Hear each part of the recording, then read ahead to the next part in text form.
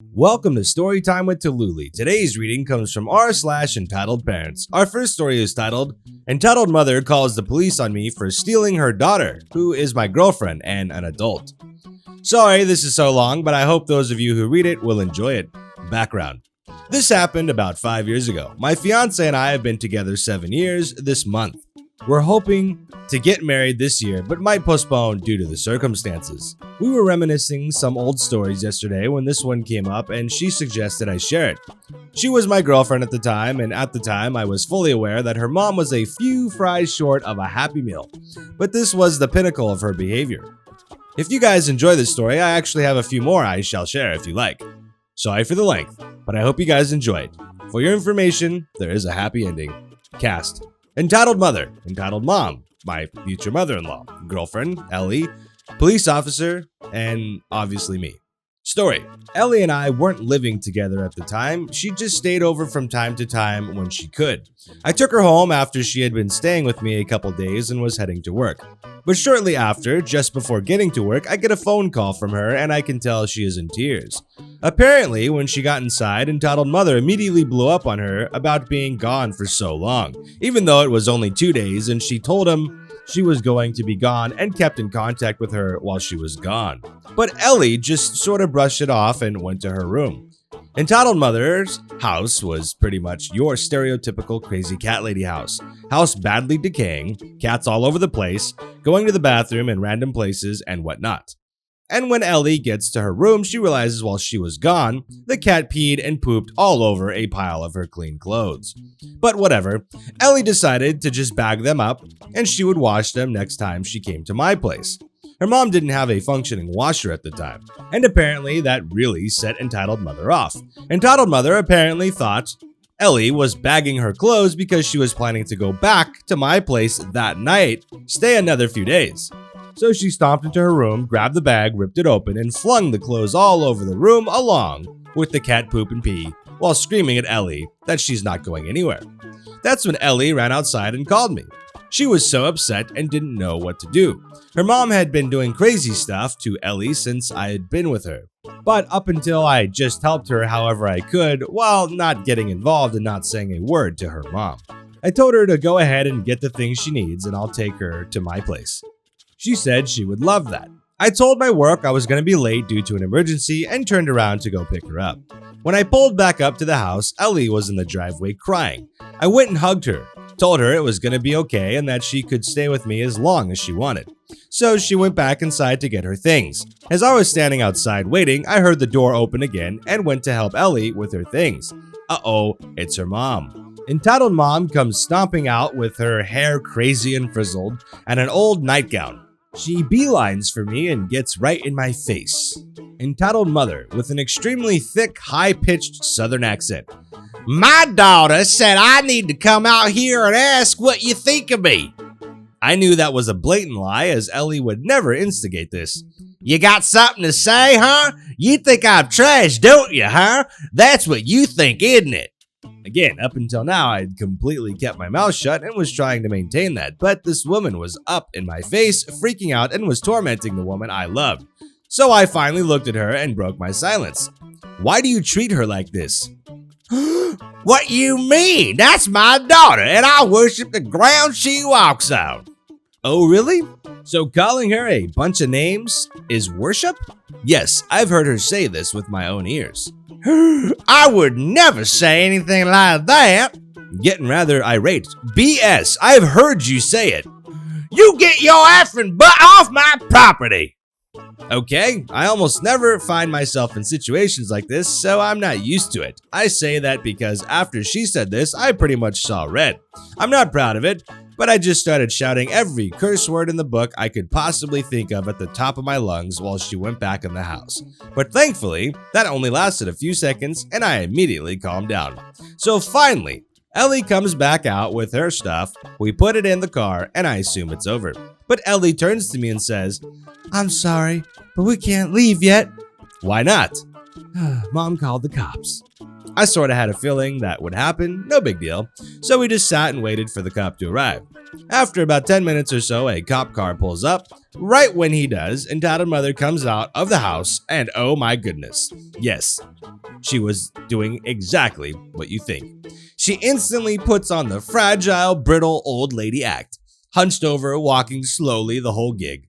And of course, when police officer asks her what happened, she has to pitch her entire medical chart to the guy.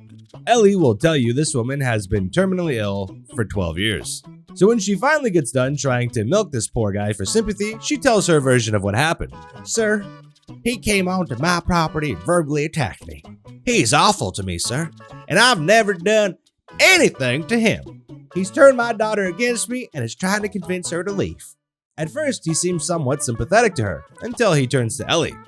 Ma'am, this is your boyfriend? Yes, sir. Okay, how old are you? Sir, I'm 23. This was my favorite part because the officer looked up from his notepad with a look of, wait, what? Obviously, he was thinking Ellie was a minor or something based off of how entitled mother was acting, but quickly realized just what he was dealing with. Eventually, he turns to me. Okay, sir, please give me your version of what happened. I did so. Funny side note, at one point, police officer looks up at me and says, "You look really familiar. Do I know you?" It actually turned out the police officer and I had gone to high school together. Once we recognized each other, we laughed and shook hands very briefly. This was hilarious because out of the corner of my eye, I see entitled mother has a big scowl on her face as she sees me getting friendly with police officer. But anyway, police officer puts his notepad away and turns to me. Just for your information, he says the following with this heavy tone of, I know that you are fully aware of this and I don't believe you are in the wrong at all, but I have to say this is a formality. Well, sir, she doesn't want you on the property. So be aware that if you come back here, you technically can be charged for trespassing. You understand this as I've explained it to you? Absolutely, sir. But, sir, I want to press charges. He didn't do anything illegal, ma'am. But he verbally assaulted me.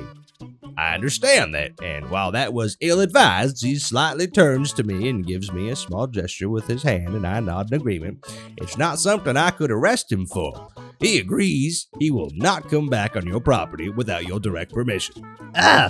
Okay, fine, whatever. Ellie, come back inside. What? No. You heard, police officer. Your boyfriend is leaving, and you're staying here. Whoa, ma'am, I didn't say that at all. But, your daughter is not a child, ma'am. She is a full-grown adult. She has every right to go wherever she wants. I'm her mother. She lives under my roof. I told her she needs to stay here, so she needs to stay. No, ma'am, that's not how it works. If she wants to go stay with her boyfriend, there's absolutely nothing you can do to stop her. Entitled mother starts the fake crocodile tears and stomps in the house in defeat. Ellie and I thanked the officer, got in the car, and left. We've been living together ever since. Happy ending. Believe it or not, entitled mother isn't really much of an entitled mother anymore. Over the years since that day, entitled mother has actually decided to make an effort to try and improve herself. I guess she realized that if she didn't make changes, she would lose her relationship with Ellie. So entitled mother started taking advantage of her medical coverage and went to see her psychiatrist and got medicine for mental illness she actually had, as opposed to the ones she would make up.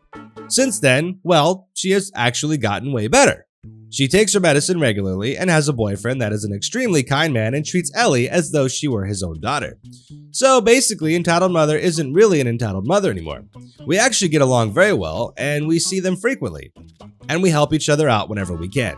We actually look back on the early years when she was in fact an entitled mother and laugh. So not only is everybody getting along well, we can actually share the cringe stories and happily laugh about them. If you guys would like to hear some more, let me know. Edit. Oh my goodness.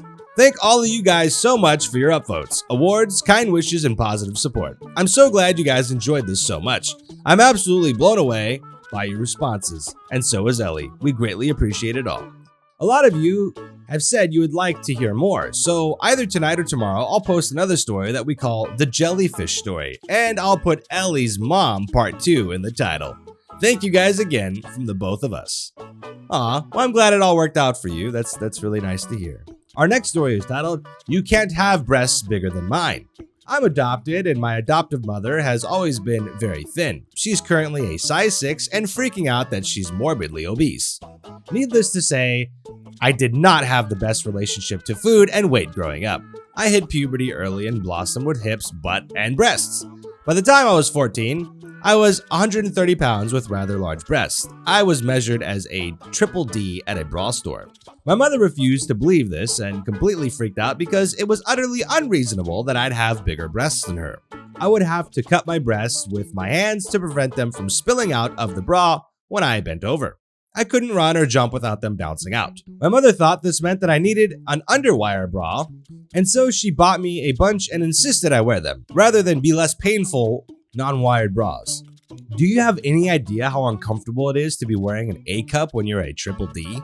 I literally have scars under my breast, and it decides of them from the underwire digging in so deeply. It's been years and I'm still not over it. I'm still very bitter and upset. Every time I look at myself naked in the mirror, I see those scars on my side and I get angry. Oh, that's terrible. I'm sorry you had to go through that. And I hope your body's not permanently scarred.